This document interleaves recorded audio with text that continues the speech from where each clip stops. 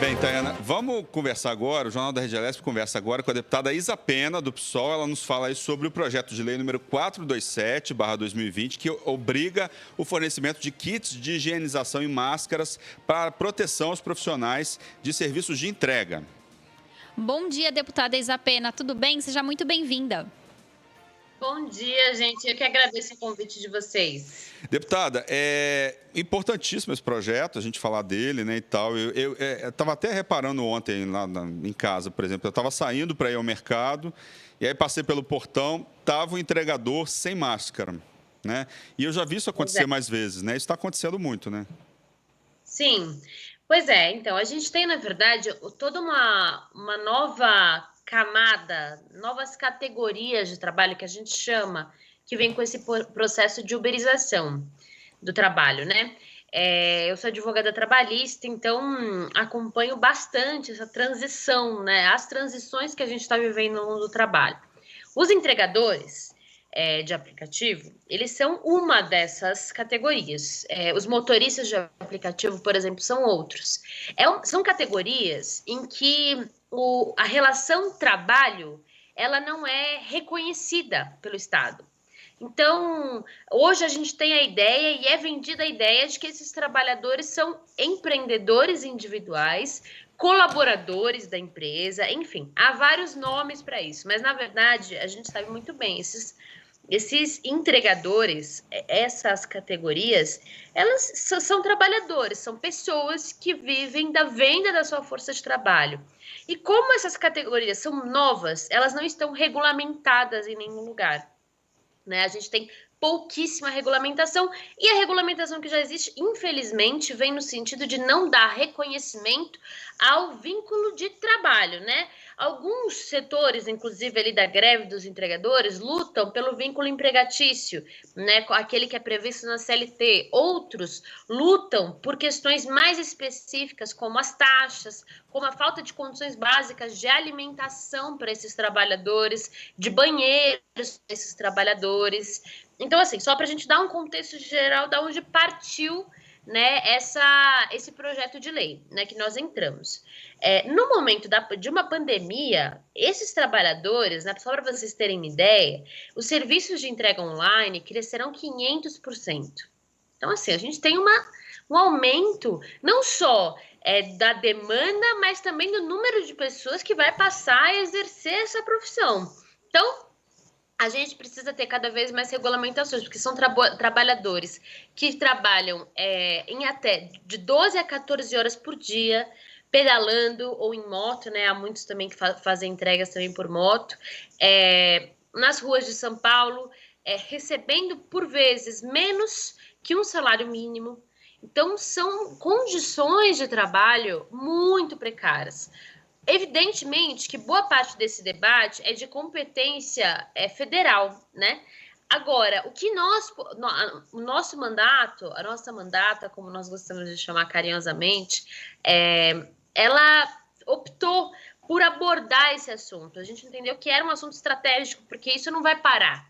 A internet e o marco em 2013, que mais de 50% da população brasileira teve acesso à internet, ainda que de forma precária em vários casos, mas teve acesso à internet, a gente tem, a partir desse marco, uma revolução digital, por assim dizer, no Brasil. A gente tem o surgimento dessas novas categorias. Então, como que a gente aborda como que a gente dialoga com esses trabalhadores, se coloca ao lado desses trabalhadores na competência estadual? Dialogamos e construímos esse projeto de lei junto com os entregadores antifascistas, né, a nossa equipe.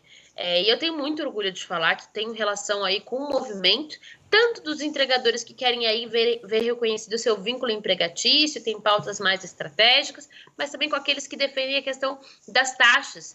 Os aplicativos, para quem não sabem, eles cobram taxas exorbitantes, seja do restaurante, seja por entrega. Então, o que sobra para esses entregadores é um salário indigno. né? Como a gente vive hoje numa situação de desemprego em que quase, acho que até um pouquinho mais de 50% da população brasileira se encontra desempregada ou em empregos informais, nós vemos uma situação diante de nós em que a parte mais precarizada da população vai recorrer a essas profissões. Só que essas profissões elas não têm sequer uma regulamentação, inclusive sobre os EPIs, os famosos equipamentos de proteção individual, né, que a gente fala aqui, que são as máscaras, que é o álcool gel, que é... Enfim, são coisas muito básicas, né, em momentos de pandemia. Mas a gente quer, na verdade, não só falar sobre esses trabalhadores e dialogar com esses trabalhadores em tempos de pandemia, não.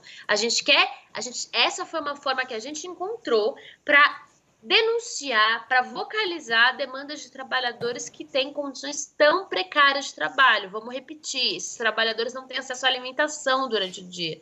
Esses trabalhadores, eles são responsáveis pela manutenção do próprio equipamento de trabalho. Então, esses trabalhadores, se a bicicleta quebra, se a moto quebra, são eles que são responsáveis pelo pagamento. Esses trabalhadores não têm acesso a banheiro. Banheiro. Quer dizer, a gente está voltando a condições condições, né, logo no Revolução Industrial. Qualquer regulamentação. Revolução Industrial, mas aqui não é pré-revolução industrial, né? Seria condições de trabalho da própria Revolução Industrial. A jornada de trabalho é típica da Revolução Industrial, né? O número de horas trabalhadas. Então, a maior parte é negro. Então, assim, eu fico vendo esse debate importantíssimo que está acontecendo com força agora na sociedade sobre a questão do racismo estrutural. Mas quando a gente para ver na prática o que é combater o racismo estrutural, combater o racismo estrutural é cobrar do iFood condições melhores, da RAP condições melhores de trabalho, porque mais de 70% dos trabalhadores são negros. E não poderia ser diferente porque a gente tem uma história de um país com 500 anos de escravidão. Então, historicamente, essas pessoas, elas estão na margem, elas estão ocupando os subempregos, né? Então, foi na intenção de trazer essa realidade para o âmbito estadual, de abordar, a nossa ideia é como a gente aborda a realidade desses trabalhadores e constrói um projeto de lei com eles. Graças a esses trabalhadores, a ideia veio deles, né? A gente conseguiu aí emplacar esse projeto de lei. Vamos ver agora se essa Assembleia Legislativa é uma casa que é muito atrasada, que é muito devagar mesmo, se anda alguma coisa aí, né? Qual que é a perspectiva de aprovação desse projeto aqui na casa? Olha, eu acredito que a gente não vai encontrar muita divergência, tá? Pelo menos aqui estou eu torcendo, né? Mas acredito que não, acredito que a maior parte dos deputados seria a favor desse projeto de lei. O problema, como eu já falei aqui com vocês algumas vezes, é que a gente tem uma casa legislativa que está aí para permanecer e sustentar as velhas oligarquias. Então, tem uma lista gigantesca de projetos de lei. E ao invés da gente ter votações mais rápidas, mais céleres, que a gente construísse um bloco, vamos supor, como é feito nas outras casas legislativas que eu já tive experiência, até por trabalhar tanto como vereadora como assessora, que é a Câmara Municipal de São Paulo. Se constrói um bloco de projetos de lei consensuais, né? E esse bloco de projetos é evidente, né? Então, aqueles projetos mais polêmicos, eles não podem entrar, não entrariam, você tem que realmente fazer um debate projeto por projeto, como é o caso do 346, que graças a Deus foi retirado de pauta da sessão da Assembleia Legislativa por enquanto. Esse, por exemplo, não entraria num bloco desse, né?